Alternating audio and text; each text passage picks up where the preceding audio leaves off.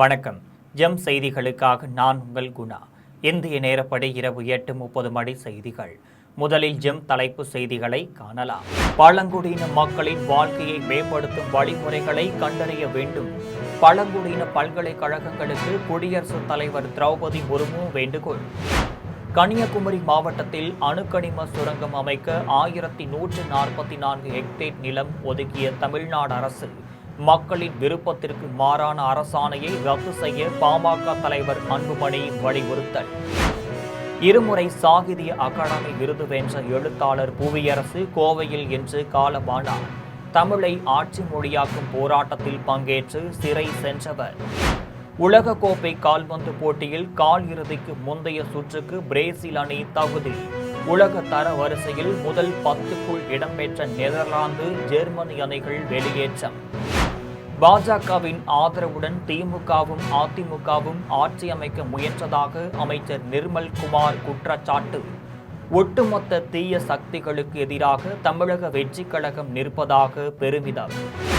பயிர்க்கடன் தள்ளுபடி உறுதிமொழியை முதலமைச்சர் விஜய் நிறைவேற்றுவார்.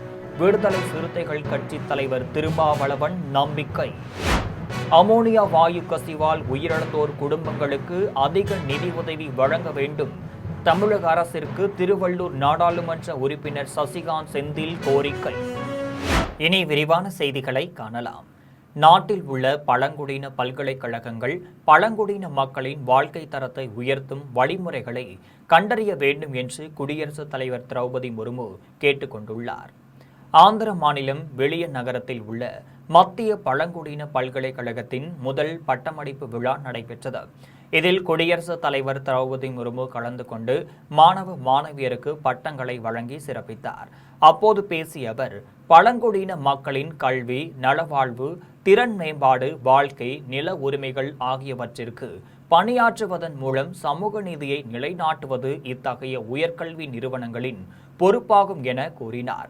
அனைத்து பல்கலைக்கழகங்களும் மக்களின் வாழ்க்கையை வளப்படுத்துவதற்கான வழிமுறைகளை கண்டறிய வேண்டும் என்றார்.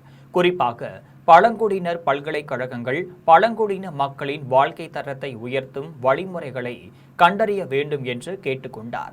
2047ஆம் ஆண்டில் வளர்ச்சியடைந்த இந்தியா என்ற இலக்கை எட்டுவதில் ஆந்திரத்தின் மத்திய பழங்குடியினர் பல்கலைக்கழகம் குறிப்பிடத்தக்க பங்காற்றும் என்று குடியரசுத் தலைவர் திரௌபதி முர்மு நம்பிக்கை தெரிவித்துள்ளார்.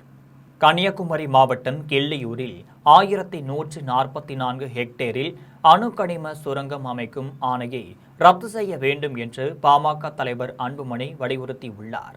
அவர் வெளியிட்டுள்ள அறிக்கையில், கன்னியாகுமரி மாவட்டம் கிள்ளியூரில் 1144 ஹெக்டேர் பரப்பளவில் அணுக்கனிமம் சுரங்கம் அமைக்கும் மத்திய அரசின் இந்த அருமணல் நிறுவனத்தின் முயற்சிக்கு தமிழக அரசு துணை போயுள்ளதாக குற்றம் சாட்டினார்.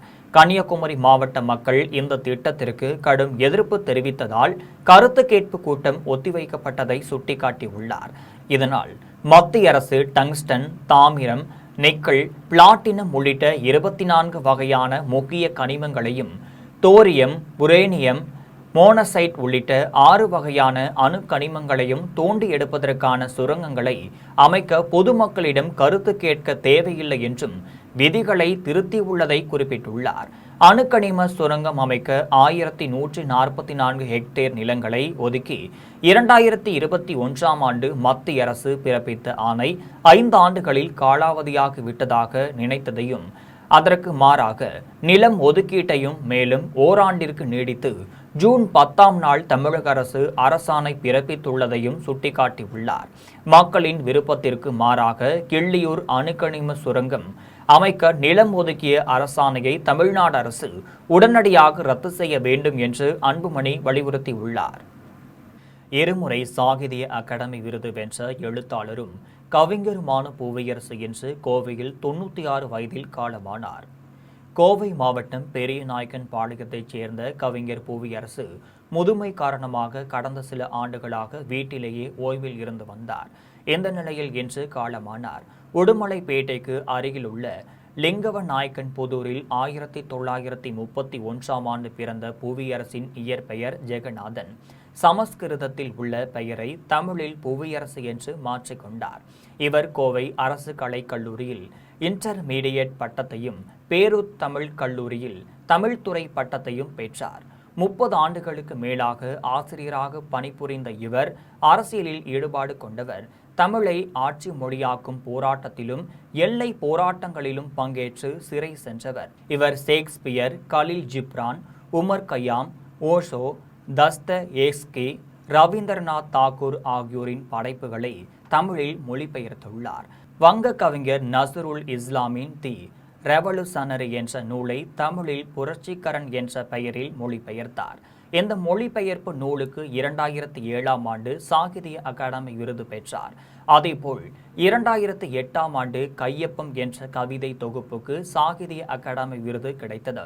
இவர் எழுதிய முக்கூடல் என்னும் நூல் 2004ஆம் ஆண்டு சிறந்த புது கவிதைக்கான தமிழக அரசின் விருதை பெற்றுள்ளது.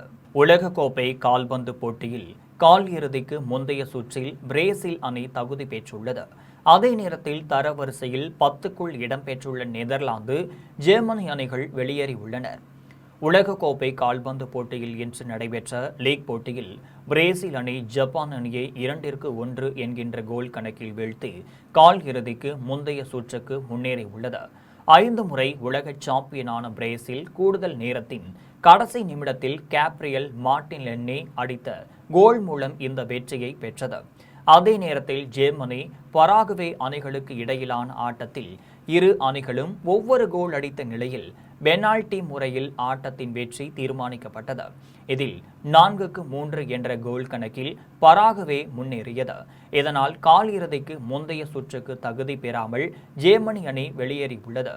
இதேபோல் நெதர்லாந்து, மொராக்கோ அணிகளுக்கு இடையிலான போட்டியும் இரு அணிகளும் ஒவ்வொரு கோல் அடித்த நிலையில் பெனால்டி முறையில் 3-2 என்கின்ற கோல் கணக்கில் மொராக்கோ அணி வெற்றி பெற்றது.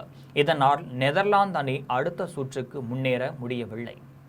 பாஜகவின் முழு ஆதரவுடன் திமுகவும் அதிமுகவும் இணைந்து ஆட்சி அமைக்க முயற்சி செய்ததாக மின்துறை அமைச்சர் நிர்மல்குமார் குற்றம் சாட்டியுள்ளார். சென்னை தலைமை செயலகத்தில் மின்துறை அமைச்சர் நிர்மல்குமார் செய்தியாளர்களிடம் பேசினார். அப்போது திமுகவும் அதிமுகவும் இணைந்து ஆட்சியை பிடிக்க முயன்றதாக 1 மாதத்திற்கு முன்பே தான் கூறியதாகவும், அதிமுக சட்டமன்ற உறுப்பினர்கள் பதவி விலகி வெளியே வருவதற்கு இதுவே காரணம் என்றும் கூறினார். தங்களின் சொத்துக்களை காத்துக் கொள்வதற்காக மு.க. ஸ்டாலினும் எடப்பாடி பழனிசாமியும் இந்த நடவடிக்கைகளில் ஈடுபட்டு வருவதாக குற்றம் சாட்டினார். பாஜகவின் முழு ஆதரவுடன் திமுகவும் அதிமுகவும் இணைந்து ஆட்சி அமைக்க முயன்றதாக தெரிவித்தார். தற்போது ஒட்டுமொத்த தீய சக்திகளுக்கு எதிராக தமிழக வெற்றிக் கழகம் நிற்கிறது என்று கூறினார். ஸ்டாலின் அவர்களே எனக்கு ஃபோன் பண்ணி நாங்கள் வந்து எடப்பாடியை முதலமைச்சர் ஆகணும்னு கேட்டிருக்கிறார். அப்போ இது யாராவது எதிர்பார்த்தீங்களா? சரி, இதுதான் நடந்து அதே இல்லை என்னன்னா ஐயா வைகோ அவர்கள் மூத்தவர். ஐயா வைகோ அவர்கள் ரொம்ப மூத்தவர். அவர் வந்து என்னைக்கும் பதவிக்காக ஆசைப்பட்டதில்லை. அவருக்கு அமைச்சர் பதவி கிடைச்சப்ப கூட அவர் பதவிக்கு ஆசைப்பட்டதில்லை. அவர் 2004 அவர்களுக்கு கிடைச்ச எம்பி பதவியும் சேர்த்து திரு கலைஞர் அவர்கள், திரு கருணாநிதி அவர்கள் அதையும் சேர்த்து பேரம் பேசி அவங்க கட்சிக்கு மினிஸ்டர் வாங்கிட்டு போயிட்டார் பிறந்த காங்கிரஸ் ஆட்சியில். பயிர்க்கடன் தள்ளுபடி வாக்குறுதியை முதலமைச்சர் ஜோசப் விஜய் நிறைவேற்றுவார் என்ற நம்பிக்கை உள்ளதாக விடுதலை சிறுத்தைகள் கட்சியின் தலைவர் திருமாவளவன் தெரிவித்துள்ளார். மதுரை மாவட்டம் மேலவளைவில் 1997ஆம் ஆண்டு ஊராட்சி மன்ற தலைவர் முருகேசனும் அவருடன் வந்த 6 பேர் சாதி வெறியர்களால் வெட்டி கொல்லப்பட்டதன் நினைவேந்தல் நிகழ்ச்சி இன்று நடைபெற்றது. இதில் விடுதலை சிறுத்தைகள் கட்சியின் தலைவர் திருமாவளவன், சமூக நீதித்துறை அமைச்சர் வன்னியரசு உள்ளிட்டோர் கலந்து கொண்டு நினைவிடத்தில் மலர் வளையம் வைத்து வீரவணக்கம் செலுத்தினர். இதன் பின்னர் செய்தியாளர்களிடம் பேசிய திருமாவளவன், மேலவளவு படுகொலை மிக கொடூரமான சாதிய வன்முறையாக அமைந்ததாகவும், தலித் ஒருவர் ஊராட்சி மன்ற தலைவராக அமர்வதை ஏற்க மறுத்ததன் விளைவாக முருகேசன் உள்ளிட்ட 7 பேர் உயிரை பறித்துள்ளதாகவும் கூறினார். தற்போது மேலூரில் பொது தொகுதியில் போட்டியிட்ட தலித் சமூகத்தைச் சேர்ந்த விஸ்வநாதன் வெற்றி பெற்று உயர்கல்வித்துறை அமைச்சராகியுள்ளார். இது சமூக நல்லிணக்கத்தின் மாற்றத்தை வெளிப்படுத்துகிறது என்று குறிப்பிட்டுள்ளார். பயிர்க்கடன் தள்ளுபடி குறித்த கேள்விக்கு பதிலளித்த அவர், முதலமைச்சர் அந்த வாக்குறுதியை நிறைவேற்றுவார் என்ற நம்பிக்கை இருப்பதாக தெரிவித்துள்ளார். பெரியபாளையத்தில் அமோனியா வாயு கசிவால் உயிரிழந்தோர் குடும்பங்களுக்கு தமிழக அரசு அதிக நிதி உதவி வழங்க வேண்டும் என்று திருவள்ளூர் நாடாளுமன்ற உறுப்பினர் சசிகாந்த் செந்தில் கோரிக்கை விடுத்துள்ளார். திருவள்ளூரில் மாவட்ட காங்கிரஸ் கமிட்டி தலைவர் சசிகுமார் தலைமையில் ரயில் பயணிகள் சங்கத்தினருடன் கருத்து கேட்பு கூட்டம் நடைபெற்றது. இதில் கலந்து கொண்ட திருவள்ளூர் நாடாளுமன்ற உறுப்பினர் சசிகாந்த் செந்திலிடம் ரயில்வே சங்கத்தின் தலைவர்கள் பயணிகள் தங்களது பல்வேறு கோரிக்கைகளை முன்வைத்தனர். அவற்றிற்கு விரைவில் தீர்வு காண்பதாக சசிகாந்த் செந்தில் பதிலளித்தார். பின்னர் செய்தியாளர்களிடம் பேசிய அவர், இறால் தொழிற்சாலையில் அமோனியா வாயு கசிவால் உயிரிழந்தோரின் குடும்பங்களுக்கு இழப்பீடு அதிகமாக வழங்க வேண்டும் என்று முதலமைச்சரிடம் கோரிக்கை வைக்க உள்ளதாக தெரிவித்தார். திருவள்ளூர் பாராளுமன்ற தொகுதிக்கு உட்பட்ட எல்லா ரயில் பயணிகளுடைய அசோசியேஷன்ஸுடைய எல்லா பிரசிடென்ட்ஸும் ரெப்ரசன்டேட்டிவ்ஸும் இங்கே வந்திருந்தாங்க. இன்னைக்கு ஒரு மீட்டிங் கூப்பிட்டுருந்தோம். திருவள்ளூர் எல்லாருக்கும் தெரிந்த மாதிரி ரயில் பயணிகளுடைய முக்கியமான ஒரு இடம்.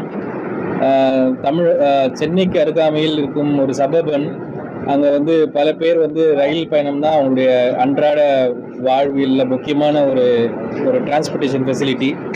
வேலைக்காக இருக்கட்டும் சரி, படிப்புக்காக இருக்கட்டும் சரி, ரயில் இல்லை என்றால் திருவள்ளூர் தொகுதியில் இருக்கும் மக்களுக்கு ஒரு பெரிய பிரச்சனை எப்பவுமே. புதுப்பிக்கத்தக்க மின் உற்பத்தி நிலையங்கள் மின் உற்பத்தி குறித்த நிகழ்நேர தரவுகளை உடனுக்குடன் தமிழ்நாடு மின் வாரியத்துடன் பகிர்ந்து கொள்ள வேண்டும் என்று மின்துறை அமைச்சர் நிர்மல்குமார் உத்தரவிட்டுள்ளார். இதுகுறித்து அவர் வெளியிட்டுள்ள செய்திக்குறிப்பில், காற்றாலை, சூரிய ஒளி மின்னாற்றல் ஆகியன தமிழ்நாட்டின் மொத்த மின் தேவையின் 50 விழுக்காட்டிற்கு மேல் நிறைவு செய்ததாக தெரிவித்துள்ளார்.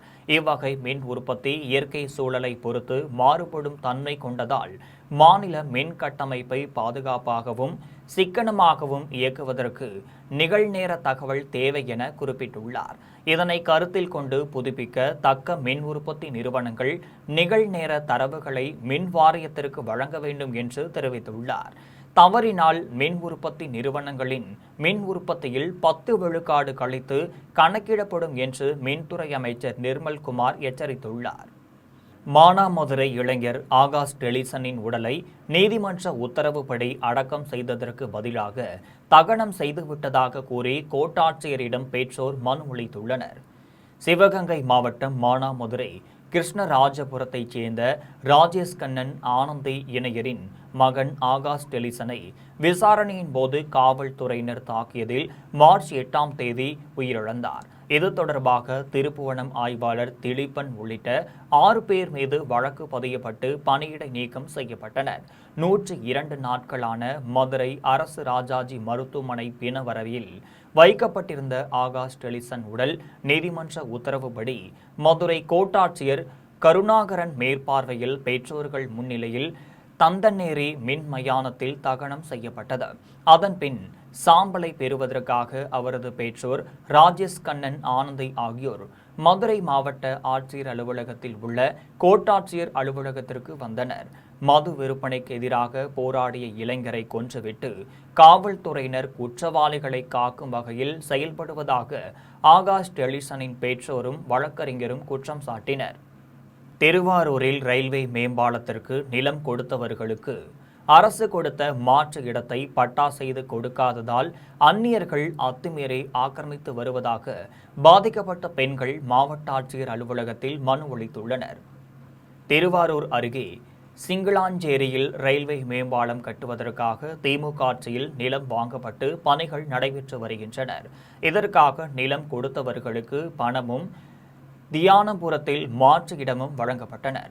மாற்று இடம் கொடுத்த இடத்தில் அந்நியர்கள் நுழைந்து ஆக்கிரமித்துள்ளதாகவும் அரசு முறைப்படி பட்டா செய்து கொடுக்கவில்லை என்றும் நிலம் கொடுத்தோர் தெரிவித்துள்ளனர்.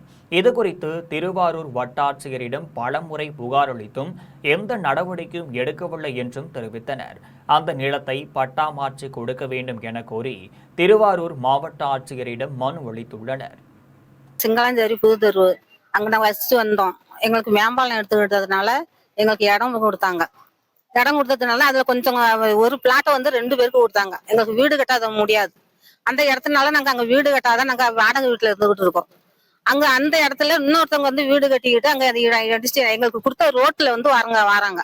புதுக்கோட்டை மாவட்டம் அண்டகுளம் அருகே சாலையோரத்தில் நின்ற ஐஸ்கிரீம் வாகனத்தில் ஓட்டுநர் மர்ம மரணம் தொடர்பாக காவல்துறையினர் விசாரித்து வருகின்றனர். புதுக்கோட்டை மாவட்டம் அண்டகுளம் அருகே உள்ள பெரம்பூர் விளக்கு சாலை ஓரத்தில் நேற்று மாலை ஐஸ்கிரீம் விற்பனை வாகனம் நின்றுள்ளது. அவ்வழியே சென்ற வழிபோக்கர்கள் வண்டி பழுதாகி நின்றதாக கருதி இதை பொருட்படுத்தாமல் சென்றுள்ளனர். இன்று காலை வரை வாகனம் வராததால் ஐஸ்கிரீம் கம்பெனி உரிமையாளர் பல முறை தொடர்பு கொண்டும் ஓட்டுநரை செல்போனில் தொடர்பு கொள்ள முடியவில்லை. இதனால் சந்தேகமடைந்த உரிமையாளர் ஐஸ்கிரீம் வாகனத்தை தேடி வந்துள்ளனர். அப்போது ஐஸ்கிரீம் வாகனம் பெரம்பூர் விளக்கு அருகே நின்றதை பார்த்துள்ளனர். அப்போது உள்ளே ஓட்டுநர் மர்ம முறையில் இறந்து கிடந்ததை கண்டு அதிர்ச்சியடைந்த ஐஸ்கிரீம் கம்பெனி உரிமையாளர்கள் இதுகுறித்து உடையாளிப்பட்டி காவல் நிலையத்திற்கு தகவல் தெரிவித்துள்ளனர்.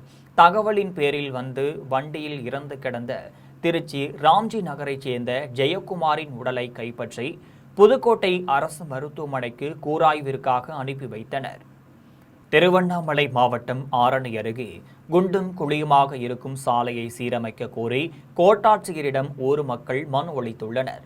ஆரணி அடுத்த மாதுபுரியாந்தாங்கல் அருகே உள்ள கொட்டாமேடு பகுதியில் 100க்கு மேற்பட்ட குடும்பங்கள் வாழ்ந்து வருகின்றனர்.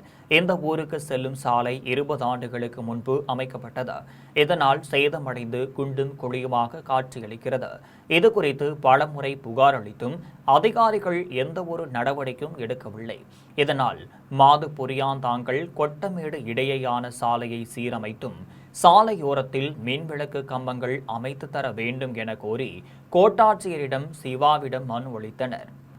இதனால் மாதுபுரியாந்தாங்கல் கொட்டாமேடு இடையேயான சாலையை சீரமைத்தும் சாலையோரத்தில் மின்விளக்கு கம்பங்கள் அமைத்து தர வேண்டும் என கோரி கோட்டாட்சியர் சிவாவிடம் மனு அளித்துள்ளனர். திருவாரூர் மாவட்டம் கூட்டூர் ஊராட்சி அங்கன்வாடி மையத்தில் குழந்தைகளுக்கு அவர்களின் பெற்றோர்களிடம் வழங்கப்பட்ட முட்டையில் வளர்ச்சியடைந்த கோழி குஞ்சு கருவுடன் இருந்ததால் பெற்றோர்கள் அதிர்ச்சியடைந்துள்ளனர். கூட்டூர் ஊராட்சி மொசக்குளம் அங்கன்வாடியில் 35 மாணவர்கள் பயின்று வருகிறார்கள். அதில் 2 வயதுக்கு மேற்பட்ட 15 மாணவர்கள் மட்டுமே அங்கன்வாடிக்கு சென்று அங்கு உணவு அருந்துவார்கள். மற்ற 20 குழந்தைகளுக்கும் அவர்கள் பெற்றோர்களிடம் முட்டைகள் வழங்கப்படுகின்றனர். வாரத்திற்கு 3 முட்டைகள் வழங்குவது வழக்கம். இந்த நிலையில் அங்கன்வாடியில் ஒரு பெற்றோர் முட்டை வாங்க சென்றபோது அதனை உடைத்து பார்த்ததில் அதன் உள்ளே வளர்ச்சியடைந்த கோழி குஞ்சு கரு இருந்தது. இதனை கண்டு அந்த பகுதி மக்கள் மிகுந்த அதிர்ச்சிக்கு உள்ளாகியுள்ளனர்.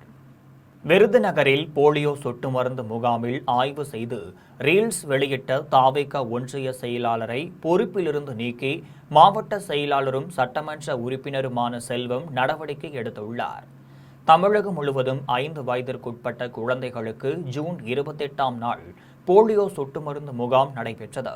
விருதுநகர் அருகே செங்குன்றாபுரம் அரசு ஆரம்ப சுகாதார நிலையத்தில் நடைபெற்ற போலியோ சொட்டு மருந்து வழங்கும் முகாமிற்கு சென்ற விருதுநகர் தாவேகா மத்திய ஒன்றிய செயலாளரான முத்துவேல் முகாமிற்குள் நுழைவது முதல் அங்கிருந்த அரசு பணியாளர்களிடம் ஏதோ அதிகாரி போல சிறிது நேரம் விசாரணை நடத்துவது, பின்னர் ஒரு குழந்தைக்கு போலியோ சொட்டு மருந்து வழங்குவது வரை அனைத்தையும் வீடியோவாக பதிவு செய்து சினிமா பாடலுடன் ரீல்ஸ் வீடியோவாக சமூக வலைதளங்களில் பதிவு செய்திருந்தார்.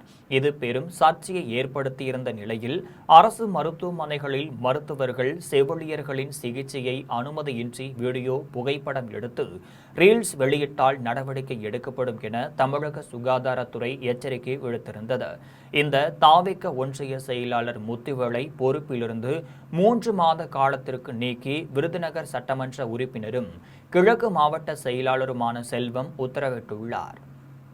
தருமபுரி மாவட்ட ஆட்சியர் அலுவலகம் எதிரே ஒரே இரவில் 2 வீடுகளின் பூட்டை உடைத்து 28 சவரன் நகைகள் கொள்ளையடித்ததால் பொதுமக்கள் பெரும் அதிர்ச்சியடைந்துள்ளனர். தருமபுரி மாவட்ட ஆட்சியர் அலுவலகம் எதிரே உள்ள ராமன் நகரைச் சேர்ந்த கண்ணன் வேளாண் துறை அலுவலகத்தில் விதை பரிசோதனை ஆய்வாளராக பணிபுரிந்து வருகிறார். கண்ணன் குடும்பத்தினருடன் ஒடசல்பட்டியில் உள்ள உறவினர் வீட்டிற்கு சென்றுள்ளார். அப்போது இரவு அவரது கைபேசி இணையதளம் மூலம் இணைந்திருந்த வீட்டின் சிசிடிவி கேமரா இணைப்புகள் துண்டிக்கப்பட்டுள்ளது. தொடர்ந்து அவர் சுப நிகழ்ச்சியை முடித்துவிட்டு வீட்டிற்கு வந்து பார்த்தபோது வீட்டின் பூட்டு உடைக்கப்பட்டு பீரோவில் இருந்த 4 சவரன் நகை திருடப்பட்டது தெரியவந்தது. இதேபோல ராமன் நகரைச் சேர்ந்த அரசகுமார் குடும்பத்தினருடன் தூத்துக்குடிக்கு சென்றுள்ளார். காலையில் அரசகுமாரின் வீட்டில் பூட்டு உடைக்கப்பட்டு பீரோவில் இருந்த 24 சவரன் நகை திருடப்பட்டது தெரியவந்தது. இதுகுறித்து மதிக்கோன் பாளையம் காவல்துறையினர் வழக்கு பதிந்து விசாரித்து வருகின்றனர். இரவில் 2 வீடுகளில் நகைகள் களவு போனது அப்பகுதி மக்களிடையே பெரும் அச்சத்தை ஏற்படுத்தியுள்ளது. தேவக்கோட்டை நகர்மன்ற கூட்டத்தில் கவுன்சிலர் முதலமைச்சர் விஜயின் புகைப்படத்தை மாட்டியதால் பெரும் பரபரப்பை ஏற்படுத்தியுள்ளது.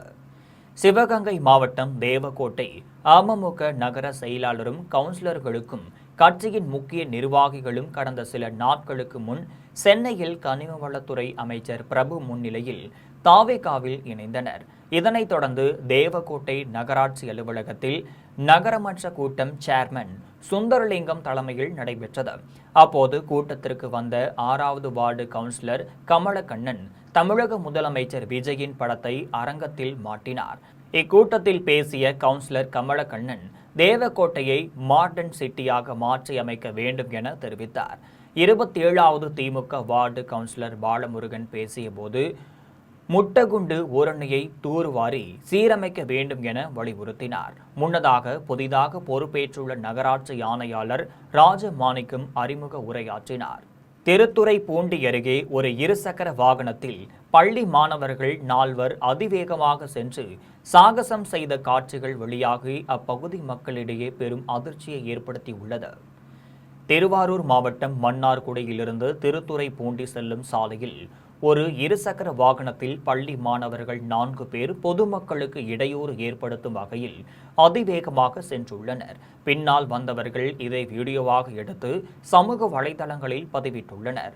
பள்ளியில் படிக்கும் மாணவர்களுக்கு பெற்றோர்கள் தங்களுடைய இருசக்கர வாகனங்களை இயக்குவதற்கு அனுமதி அளிக்கக்கூடாது என்றும் உரிய அறிவுரைகள் வழங்க வேண்டும் என்றும் வாகன ஓட்டிகளும் சமூக ஆர்வலர்களும் வேண்டுகோள் விடுத்துள்ளனர். சென்னை மாநகராட்சியின் 14வது மண்டலத்திற்குட்பட்ட 184வது வார்டில் கலந்தாய்வு கூட்டம் நடைபெற்றது. சென்னை மாநகராட்சியின் 184வது வார்டில் 14வது மண்டல குழு தலைவர் ரவிச்சந்திரன் தலைமையில் கலந்தாய்வு கூட்டம் நடைபெற்றது.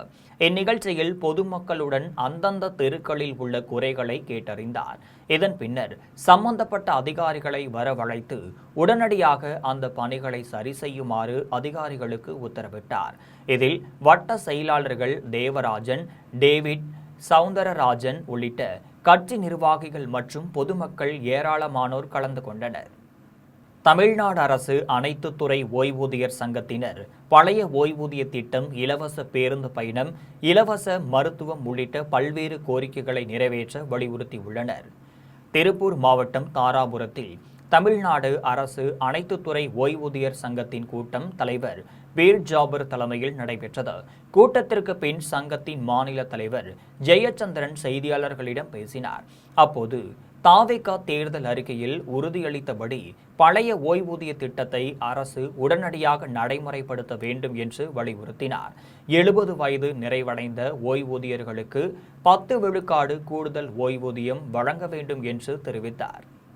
சென்னை மாதவரத்தில் சாலையை கடக்க முயன்றவர் மீது ஆட்டோ மோதியதில் அவர் நிகழ்விடத்திலேயே பரிதாபமாக உயிரிழந்தார்.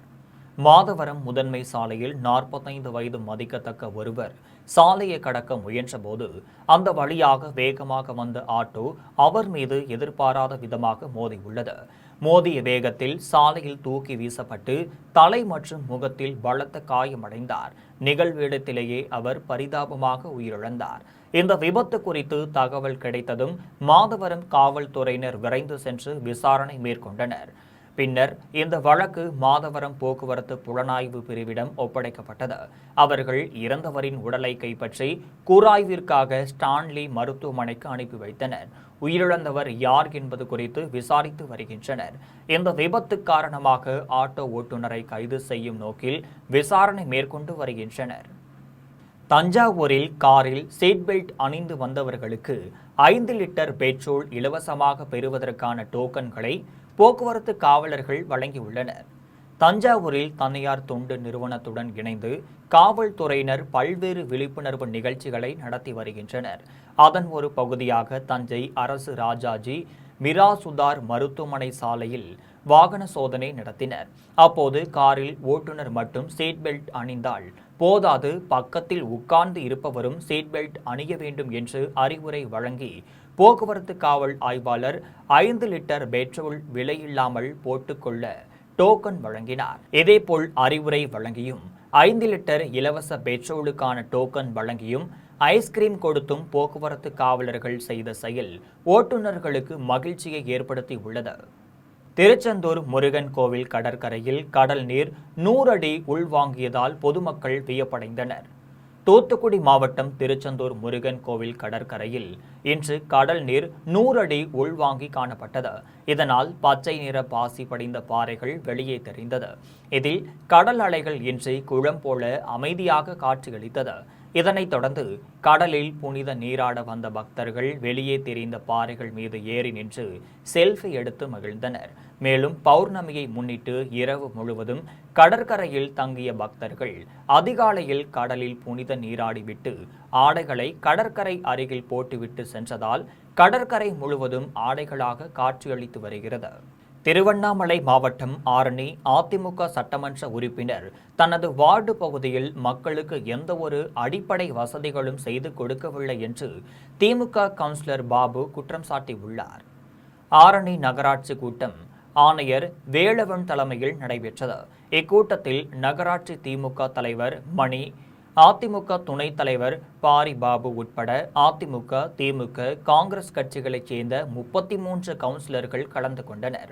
அப்போது கூட்டத்தில் 2வது வார்டு அதிமுக கவுன்சிலர் தேவர் பேசியபோது 4 ஆண்டு காலமாக மக்களின் அடிப்படை வசதிகள் குறித்து நகரமன்ற கூட்டத்தில் கோரிக்கை விடுத்தும் இதுவரையில் எதையும் செய்யவில்லை என்றும் குற்றம் சாட்டினார். அதனைத் தொடர்ந்து திமுக கவுன்சிலர் பாபு பேசியபோது அதிமுக சட்டமன்ற உறுப்பினர் இந்த ஆரணி டவுன் பகுதிக்கு எண்ணற்ற திட்டங்களை செய்துள்ளதாக தெரிவித்துள்ளார். ஆனால் தனது வார்டு பகுதியில் ஒரு அடிப்படை வசதிகளும் செய்து கொடுக்கவில்லை என்று குற்றம் சாட்டினார். காஞ்சிபுரம் மாவட்டம் குன்றத்தூர் வட்டத்தில் நடைபெற்ற வருவாய் தீர்வாயத்தில் மக்களிடம் இருந்து பெற்ற மனுக்களுக்கு தீர்வு காணப்பட்டு பயனாளிகளுக்கு வழங்கப்பட்டது. குன்றத்தூர் வட்டத்தில் வருவாய் தீர்வாயம் ஜூன் 18ஆம் நாள் தொடங்கி இன்று வரை நடைபெற்றது. இதில் படப்பை, மாங்காடு, குன்றத்தூர் உள்ளிட்ட 100 ஊர்களின் மக்கள் வீட்டுமனை பட்டா, முதியோர் உதவித்தொகை, திருமண உதவித்தொகை, புதிய குடும்ப அட்டை, சாதிச் சான்றிதழ் ஆகியவை கேட்டு 1000க்கும் மேற்பட்ட மனுக்களை அளித்திருந்தனர். இதில் பரிசீலனை செய்யப்பட்ட மனுக்கள் மீது தீர்வு காணப்பட்டு பயனாளிகளுக்கு சான்றிதழ்கள் வழங்கப்பட்டனர். இதில் வருவாய் தீர்வாய அலுவலர், குன்றத்தூர் வட்டாட்சியர் வாசுதேவன், வருவாய் ஆய்வாளர்கள் கலந்து கொண்டனர். திருவள்ளூர் மாவட்டம் பெரியபாளையத்தில் போதைப்பொருள் ஒழிப்பு விழிப்புணர்வு பேரணியை கும்மிடிப்பூண்டி சட்டமன்ற உறுப்பினர் விஜயகுமார் கொடியசைத்து தொடங்கி வைத்தார். திருவள்ளூர் மாவட்டம் குமரப்பேட்டை ஆதரவு இல்லம், மனநல மையம், மாவட்ட மனநல திட்டம், மாவட்ட மாற்றுத்திறனாளிகள் நலத்துறை, காவல்துறை, பள்ளி கல்வித்துறை ஆகியன இணைந்து போதைப்பொருள் ஒழிப்பு விழிப்புணர்வு பேரணியை நடத்தினர். இதில் பெரியபாளையம் அரசு மேல்நிலைப் பள்ளி மாணவர்கள் கலந்து கொண்டனர். கும்மிடிப்பூண்டி சட்டமன்ற உறுப்பினர் விஜயகுமார், வட்டார மருத்துவ அலுவலர் சங்கீதா, மருத்துவர் ராகவ், மாவட்ட மாற்றுத்திறனாளிகள் நல அலுவலர் குமார் ஆகியோர் கொடியசைத்து பேரணியை தொடங்கி வைத்தனர். பள்ளி மாணவர்கள் விழிப்புணர்வு பதாகைகளை கையில் ஏந்தி முழக்கமிட்டபடி பங்கேற்றனர். ஆதரவு இல்லத்தின் ஊழியர்கள் போதைப் பொருள் தடுப்பு, அதன் முக்கியத்துவம், குறிப்பாக இளைஞர்கள் நாடகம் மூலம் விழிப்புணர்வு ஏற்படுத்தினர். இந்நிகழ்ச்சியில் ஆதரவு இல்லத்தின் நிறுவனர் கோடீஸ்வர ராவ், இணை நிறுவனர் ஜீவா ராவ் மற்றும் பொதுமக்கள் கலந்து கொண்டனர். நிகழ்ச்சிக்கான ஏற்பாடுகளை ஆதரவு இல்லம் ஊழியர்கள் செய்திருந்தனர். ராமநாதபுரம் மாவட்டம் தொருவள்ளூர் அரசு உயர்நிலைப் பள்ளியில் 42 ஆண்டுகளாக பணியாற்றிய நல்லாசிரியர் புளோரா மேரியின் பணி நிறைவையொட்டி மாணவர்கள் அவரை வழியனுப்பி வைத்தனர். தொருவள்ளூர் அரசு உயர்நிலைப் பள்ளியில் பட்டதாரி ஆசிரியராக பணியில் சேர்ந்தார் புளோரா மேரி. இவருடைய கல்வி பணியை பாராட்டி 2014ஆம் ஆண்டில் டாக்டர் ராதாகிருஷ்ணன் விருது வழங்கப்பட்டது. இவருடைய 42 ஆண்டுகால பணி நிறைவு நாள் இன்று நடைபெற்றது.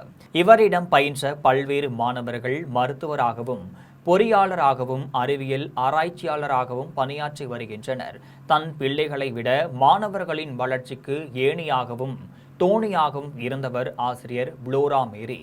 அவரின் பணி நிறைவு நாள் நிகழ்ச்சி மாணவியின் நடனத்துடன் தொடங்கியது.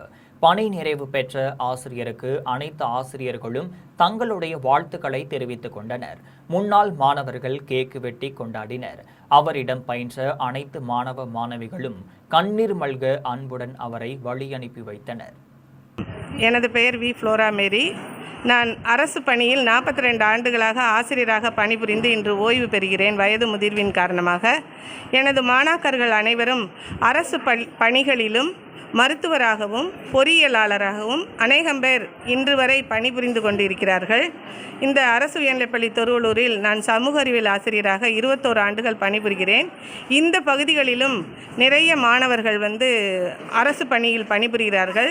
காஞ்சிபுரம் அருகே நடைபெற்ற கைப்பந்து போட்டியில் வெற்றி பெற்ற வீரர்களுக்கு சட்டமன்ற உறுப்பினர் முனிரத்தினம் கோப்பையும் பரிசும் வழங்கினார். காஞ்சிபுரம் மாவட்டம் அனுமந்தண்டலம் ஊராட்சியில் முதலமைச்சர் ஜோசப் விஜய் பிறந்தநாளையொட்டி கைப்பந்து போட்டி நடைபெற்றது. இந்த போட்டியை தாவேக ஒன்றிய செயலாளர் ரஞ்சித்குமார் தொடங்கி வைத்தார். இதில் காஞ்சிபுரம், திருவள்ளூர் உள்ளிட்ட 30 அணியினர் கலந்து கொண்டனர். வெற்றி பெற்ற பூவிருந்தவள்ளி அணிக்கு முதல் பரிசுக்கான கோப்பையையும் சான்றிதழ்களையும் பணப்பரிசையும் சட்டமன்ற உறுப்பினர் முனிரத்தினம் வழங்கினார். அப்போது பேசிய அவர், வருங்கால தமிழகத்தை உருவாக்க தயாராகும்படி இளைஞர்களிடம் கேட்டுக்கொண்டார். திறமைகளை விளையாட்டு போட்டிகளிலும் மக்களுக்கு தொண்டு செய்யவும் பயன்படுத்த வேண்டும் என்று வேண்டுகோள் விடுத்துள்ளார்.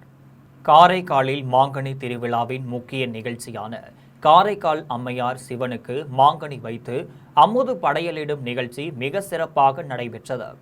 புதுச்சேரி மாநிலம் காரைக்காலில் உள்ள காரைக்கால் அம்மையார் ஆலயத்தில் மாங்கனி திருவிழாவை முன்னிட்டு பரமசிவ அடியார் கோலத்தில் பவளக்கால் விமானத்தில் வீதி உலாவாக வந்து பக்தர்களுக்கு அருள்பாலிக்கும் நிகழ்ச்சி நடைபெற்றது. இதில் பல்லாயிரக்கணக்கான பக்தர்கள் மாம்பழங்களை இறைத்தும் தங்களது வேண்டுதலை நிறைவேற்றினர். தொடர்ந்து சிவன் பிச்சாடன மூர்த்தியாக வந்து காரைக்கால் அம்மையார் இல்லத்தில் உணவு அருந்தி செல்லும் நிகழ்வினை குறிக்கும் விதமாக அமுது படையல் நிகழ்ச்சி நடைபெற்றது. இந்நிகழ்ச்சியில் புதுச்சேரி அமைச்சர்கள் ராஜசேகரன், சிவக்கொழுந்து ஆகியோருடன் ஆயிரக்கணக்கான பக்தர்கள் கலந்து கொண்டு சிவனை வழிபட்டனர். மீண்டும் தலைப்பு செய்திகள். பழங்குடியின மக்களின் வாழ்க்கையை மேம்படுத்தும் வழிமுறைகளை கண்டறிய வேண்டும். பழங்குடியின பல்கலைக்கழகங்களுக்கு குடியரசுத் தலைவர் திரௌபதி முர்மு வேண்டுகோள். கன்னியாகுமரி மாவட்டத்தில் அணுக்கனிம சுரங்கம் அமைக்க 1144 ஹெக்டேர் நிலம் ஒதுக்கிய தமிழ்நாடு அரசு மக்களின் விருப்பத்திற்கு மாறான அரசாணையை ரத்து செய்ய பாமக தலைவர் அன்புமணி வலியுறுத்தல்.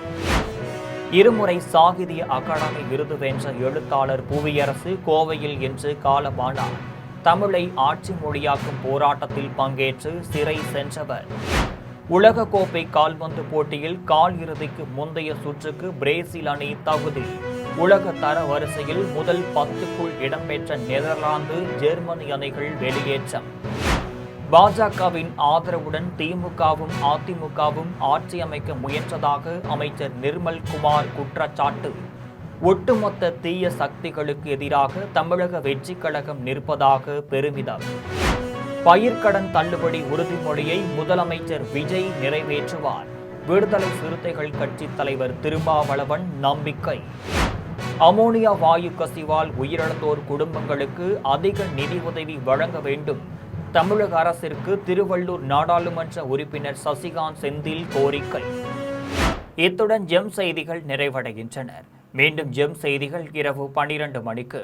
உடனுக்குடன் செய்திகளை காண GemLive.tv என்ற இணையதளத்தில் இணைந்திருங்கள். நன்றி, வணக்கம்.